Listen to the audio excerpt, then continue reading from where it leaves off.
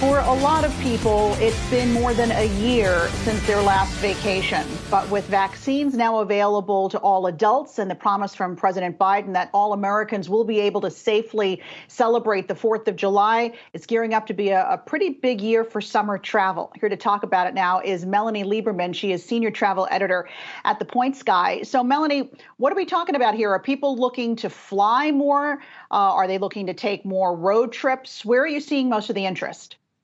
Yeah, there's going to continue to be a really big push for road trips this summer. We're hearing from travelers that they're still thinking about national and state park getaways, beach trips, anything where they can stay outside. Of course, this is pretty standard for summer travel. People want to stay outside and enjoy the nice weather, but there's definitely a continuation of some of the trends we've seen throughout the pandemic, a preference for those outdoor getaways and wide open spaces. So, Melanie, as folks are essentially sitting on a greater amount of money and they've been holding on to those points and those miles for over a year now, I know that your survey is finding that folks are willing to perhaps spend a little bit more or be a little bit more extravagant when it comes to their vacations. Where are they looking to spend that kind of money? Are they going on farther flung destinations? Are they going international? Are they going to try to do a luxury domestic trip? That's a great question. So yeah, we did find that over 40% of people are thinking of spending upwards of $1,000 on their summer vacation. And we can make a few inferences here. We've long suspected that when people hit the road again, they would opt for longer trips. It is still a slightly more complicated travel experience than it was before the pandemic. So when people do travel, they're often looking to stay longer and spend more to have that experience. We also know that some people are going to spend more to upgrade. And there's going to be definitely a sense of pent-up demand, for people who haven't traveled since the onset of the pandemic. They want to splash out. They want a big experience. But a lot of people have actually expressed using that money to have a safer experience. So people might be upgrading to first class. They might be booking a private villa or vacation rental, things that can give them more peace of mind and help them really enjoy that first trip. But, speaking of spending, I understand from some of your surveys that money continues to be one of the biggest issues or challenges for people looking to plan a vacation. How much is that factoring into things?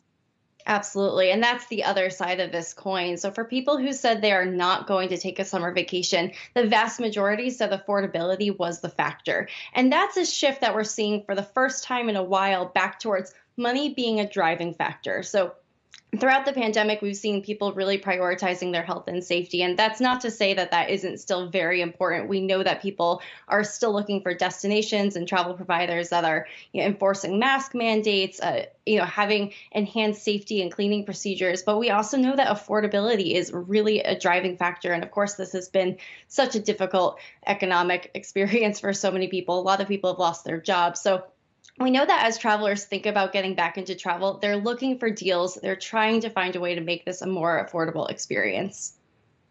So to that point then, Melanie, are we seeing anything on the airline or perhaps hotel side of things where they're trying to make it a little bit easier for folks to take those longer vacations or fancier vacations when they do decide to travel? Are we seeing, or are you guys seeing a lot of deals perhaps and cheaper plane tickets, for example?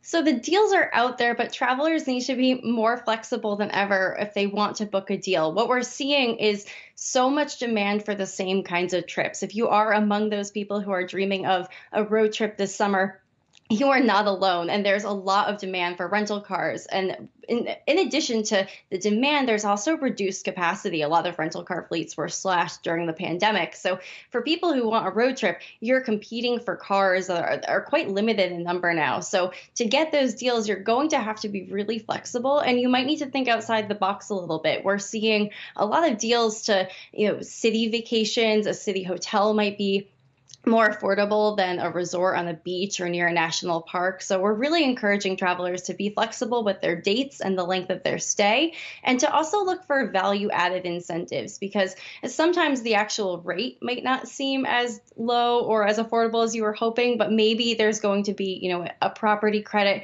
or some other incentive to improve the value of that vacation.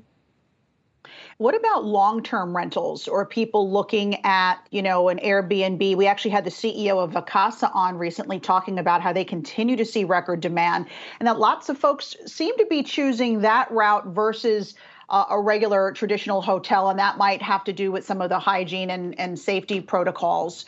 But what are you seeing at the Points Guy? Definitely. There's still a preference for those long-term stays. And of course, booking a vacation rental can give you a little bit more flexibility. But above all, what we're hearing from travelers is that they want to still take things into their own hands. I think that's really clearly indicated by the preference for road trips, the strong preference for vacation rentals.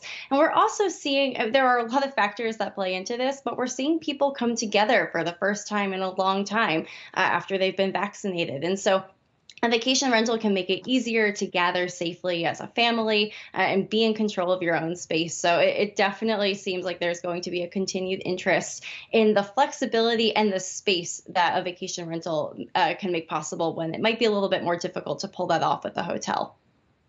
So, Melanie, where are the hotspots right now? I'm planning a trip, and I know it's to Hawaii. So I know that is one of the hotspots. I know I've been competing with a lot of folks for those car rentals and those hotels. But for folks that are out there that are thinking about planning a vacation right now and are saying to themselves, I don't want to have to deal with that really high demand, what are the places they should avoid right now? Where's the most popular for some of these travelers and vacationers right now?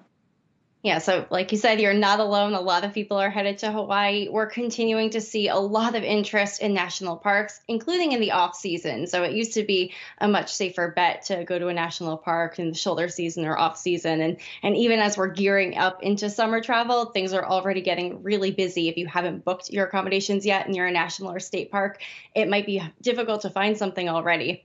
So for people who are thinking about hotspots to avoid, Florida beaches continue to be really popular. And because international travel is still quite difficult and the options are quite limited for Americans at this time, the Caribbean continues to be in high demand. Mexico, the beach destinations in Mexico are also very popular right now. So those are things people should keep in mind if they would like to avoid the crowds. And again, perhaps find a deal or at least more rental car availability by flying or driving elsewhere. They all sound great to me. Flying, driving, I'll take it. Melanie Lieberman at the Points Guy, thanks so much.